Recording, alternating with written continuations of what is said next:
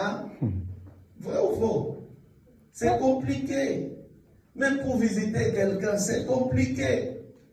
Ils étaient assidus au temple, c'est ce que j'ai toujours aimé. C'est ce que ils avaient un seul cœur. Est-ce que nous là, nous avons un seul cœur cet après-midi-là? Ah, répondez-moi non. Nous avons un seul cœur. Je pense que oui. Ah, tu penses? Non, tu dois répondre en fonction de ton cœur. Ah. Voilà. Voyez un peu. C'est que l'on change, bien aimé. Et on peut aussi encore se poser mille et une questions, entre autres. Est-ce que réellement la parole qui nous sont prêchées, elle pénètre dans nos cœurs ou pas? Ou c'est une parole, boum, tu l'entends seulement dans les oreilles, ça sort là-bas. On ne s'aligne pas. Regardez un homme que Dieu même a rejeté dans la Bible. C'est Saül. C'est Dieu qui l'a établi. Mais Dieu lui donne une instruction. Dieu lui donne une parole. Mais il a refusé d'écouter la parole. Ma prière que Dieu, cet après-midi, nous délivre des cœurs de Saül. C'était un cœur qui ne voulait pas obéir à la parole de Dieu. Frère, vous allez dire amen. Amen. C'est des cœurs durs. On a des cœurs durs. Mais qu'on peut encore se poser, mais c'est quel Dieu que nous sommes en train de servir? Que toi tu sais? Est-ce que tu obéis à Dieu réellement? Parce que s'il n'y a pas d'obéissance, il n'y a pas non plus la présence de Dieu dans ta vie, dans ma vie. Hein. Vous savez ça, non? Si tu n'obéis pas à la parole de Dieu, même l'ange de Dieu ne marchera pas avec toi. Si tu n'obéis pas, quel Dieu? Aujourd'hui, les gens sont en train de servir le Dieu des sentiments. Que parler, faire l'œuvre de Dieu, c'est par sentiment. Mais non. Mais non. Ne servons jamais Dieu par sentiment ni par plaisir. Servons-le de tout notre cœur. Aimons le Seigneur de tout notre cœur. C'est ce que Dieu veut. Que l'on soit vrai d'abord nous-mêmes. Ce n'est pas le problème de l'église. Cette église, Dieu va juger beaucoup de gens durement dans cette église à cause de la vérité. Je vous dis la vérité. Que les temps soient favorables ou pas, nous prêchons la vérité dans cette église.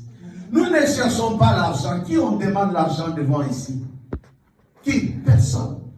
Mais la vérité, malgré les tempêtes que nous traversons, mais nous nous levons au nom de la vérité.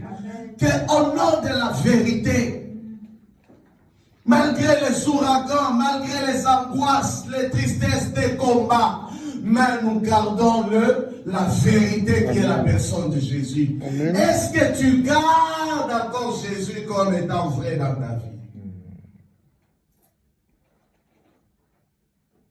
Pourquoi les ailes de ce Dieu-là ne t'enveloppent pas? Pourquoi l'amour de Dieu n'est pas avec toi? La Bible déclare, tu aimeras l'Éternel, ton Dieu de tout ton cœur, de toute ton âme, de toutes tes pensées. Vous croyez que c'est un homme ou c'est une femme qui peut te donner réellement la joie de vivre? C'est l'Éternel qui donne la vie.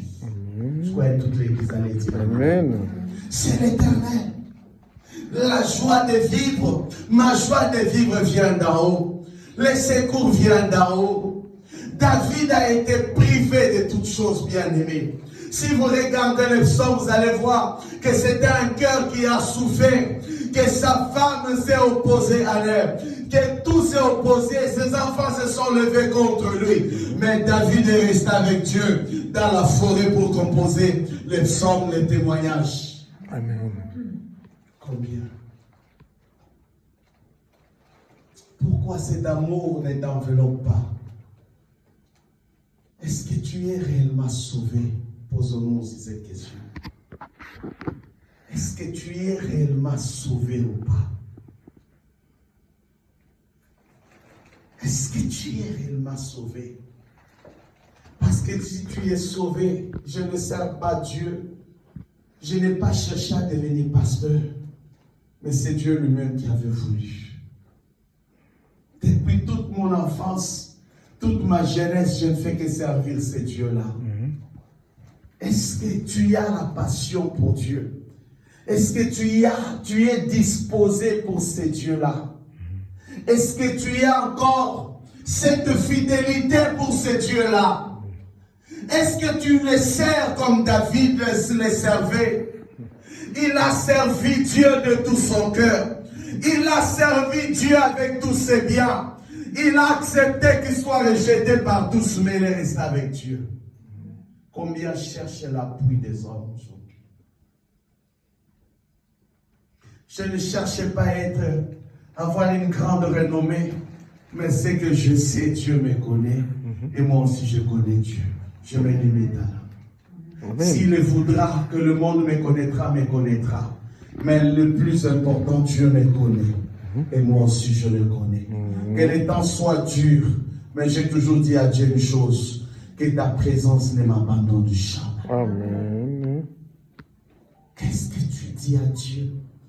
Si Dieu te pesait aujourd'hui, est-ce que Dieu peut dire de toi que tu es son serviteur ou sa servante, ou Dieu va te rejeter à cet instant? Bien-aimés, nous sommes dans un temps. C'est comme, cette pensée en train de me monter. C'est comme là où Dieu disait, Israël, où es-tu? Israël, maison de rouleau, où es-tu avec Dieu dans ta marche? On accuse les autres, c'était l'autre qui a amené les désordres dans l'église. Mais mets l'ordre devant Dieu. Mets l'ordre dans ta vie. Laisse-moi te dire, partout il y a des hommes, il y aura des désordres. Mais ce qui importe, c'est ordonner ta vie avec Dieu. Mettons de l'ordre, bien-aimé.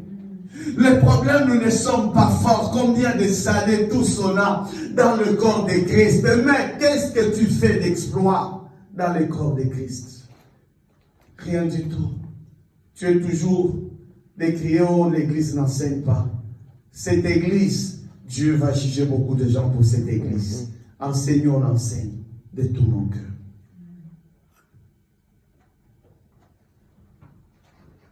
Redresse ta marche avec Dieu.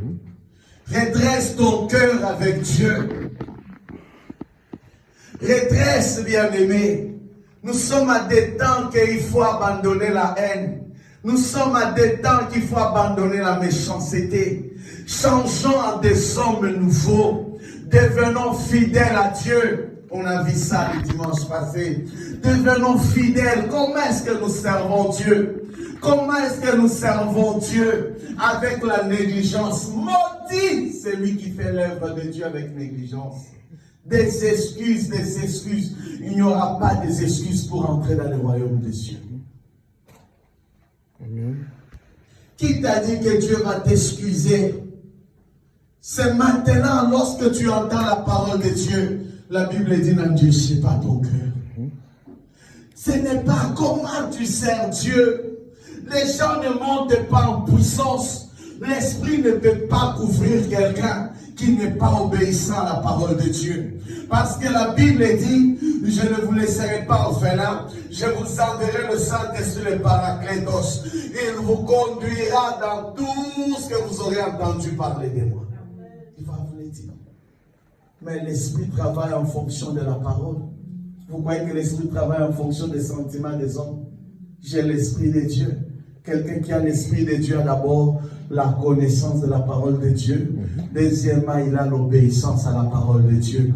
Troisièmement, il est humble. Qu'on s'examine, frères et sœurs, que comment est-ce que nous sommes en train de servir Dieu. Notre façon de servir, qu'on s'examine. Vous allez voir que vos projets, vous les avez déjà écrits dans les agendas. Que cette année, c'est moi, je ferai ceci. Tu as déjà peut-être acheté même les billets de vacances. Mais, qu'est-ce que tu as déjà planifié de grand pour Dieu aussi? Combien entrent dans cette église dans des retraites, s'enferment pour aller chercher Dieu pour l'église?